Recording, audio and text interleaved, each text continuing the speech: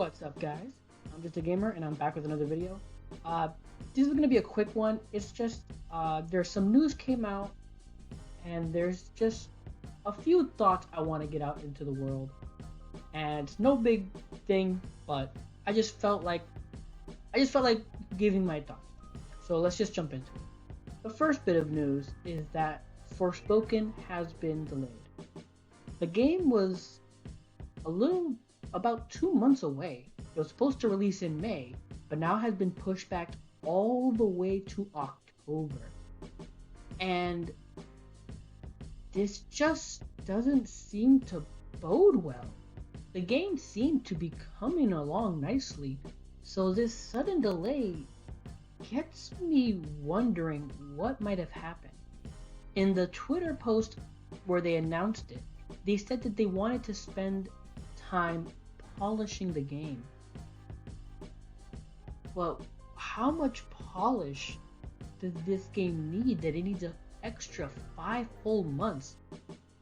There have been cases in the past where games have, been delayed and the developer claimed they wanted time to polish, but it only amounted to maybe a month or a few weeks, maybe 2 months at most.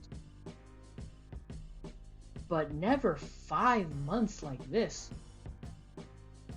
And it just has me now worried. I was one of the people who thought this game looked fantastic and I was excited to play it. I am excited to play it. But now with this delay, it gets me worried, thinking, did something go wrong? Is something not right? Is there something they found that they need to fix?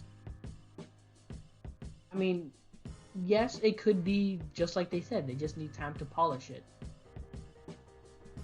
But such a astounding amount of time in the delay is just especially when it was so close to release, it just doesn't seem to bode well for the game.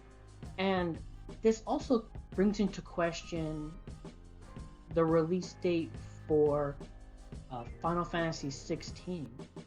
Because there was some speculation where Forspoken was going to be their game for the first half of this year, and that their second major title, Square Enix, was going to be Final Fantasy 16 at the end of the year. Now, granted, they never explicitly said that Final Fantasy 16 would be out in 2022, but a lot of people were just making assumptions that the timing seemed right for that to be the case. But now with this game's delay to being at the end of the year, the likelihood of them releasing also Final Fantasy 16 around the same time just doesn't seem likely.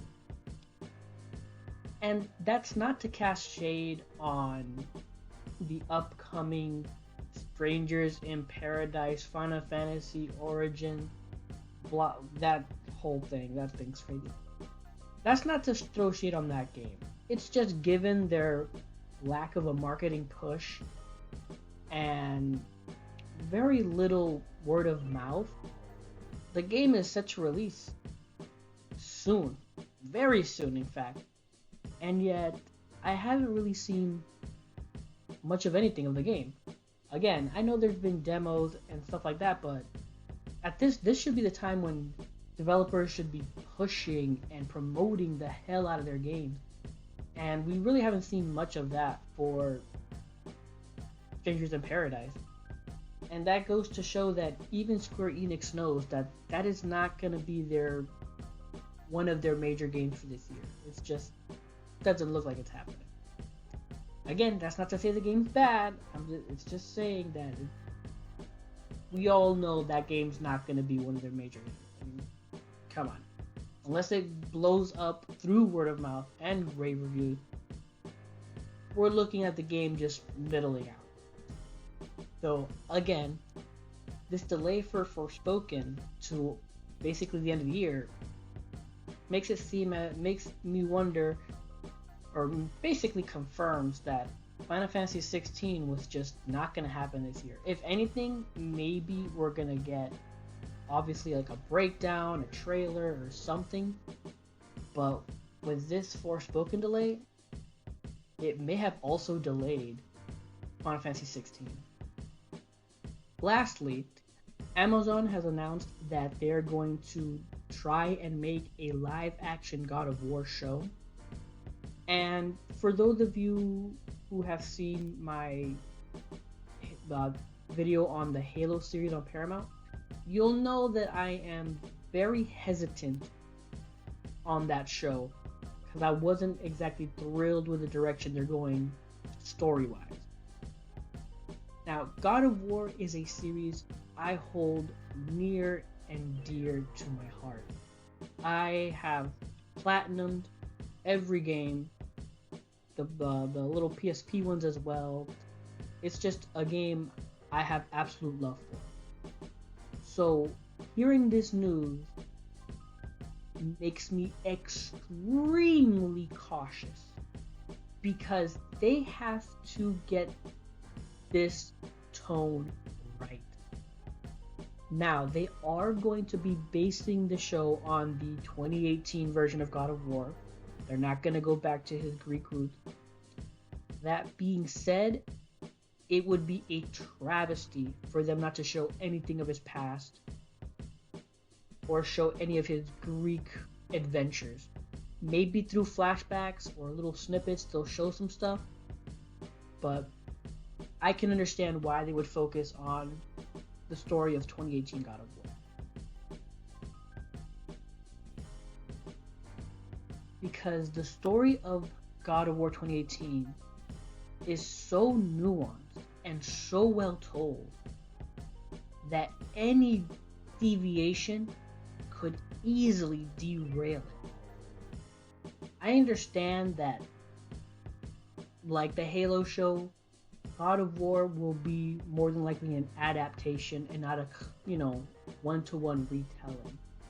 Like I said, they're gonna probably want to show some of his Greek roots and some of the stuff he did during his time in the original trilogy or qualogy. I don't know if I should count Ascension, but within the original version of Kratos. And again, I wanted to say it can be done. I'm not saying it can't be, but they're gonna have to be very careful on how they do this, because a lot of people play up the meme of God of War. When you say God of War, people automatically go towards the boy jokes, them constantly saying boy. But God of War is a very emotional and gripping story. To lessen that would be a travesty. Also, it's gonna be rough because both versions of Kratos have had iconic voices. You hear his voice or that voice and you know, oh, that's Kratos. So I really, really feel sorry for whoever they come to try and play the role of Kratos. Now, I know it's been going around for years that maybe Vin Diesel can pull it off. I think somebody even said maybe The Rock at one point. And those are interesting and not bad options, but they're mostly looking at the physicality of the character or of the actor to match Kratos, which is always a good thing. But my question is, who can pull off Kratos acting-wise? Because as much flack as Kratos gets for just being a rage monster in the original games, I remember reading in some of the original reviews for God of War, a lot of people gave praise to the character and to the story, and then for whatever reason his rage got memed to death, and now people make it a parody of itself that he's just a rage monster, when in the original games a lot of reviewers praised the story, and I feel like a lot of that's been forgotten because of the memes of his rage popping up.